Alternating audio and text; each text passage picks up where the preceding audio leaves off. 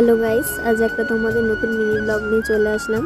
তো আজকে ছিল আমার কলেজের এক্সাম। আমি আমার বান্ধবী যাচ্ছিলাম এক্সাম দিতে কলেজে। তো দুজন অনেক গল্প করতে করতে যাচ্ছিলাম। তো ও আমার আগে আগে হেঁটে হেঁটে যাচ্ছিলো। স্টেশনে চলে আসলাম প্রায় আমরা।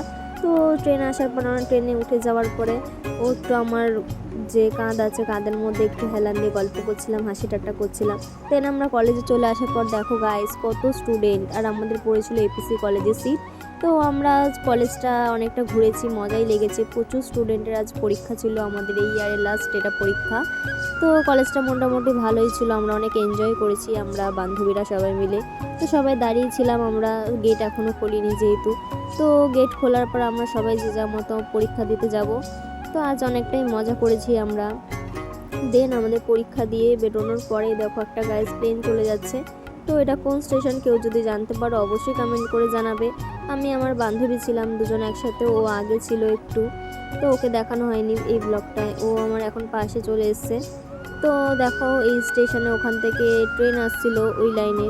তো আমরা ট্রেন দেখছিলাম, এই লাইন থেকে আমরা যাব ট্রেনে।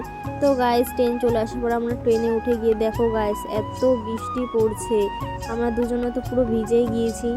তো এখন আস্তে আস্তে আমরা গান চলছিল, গান চলতে চলতে আমরা গান করছিলাম আর আসছিলাম দুজনে মিলে গল্প করতে করতে। ও গান করছিল, আমিও গান করছিলাম।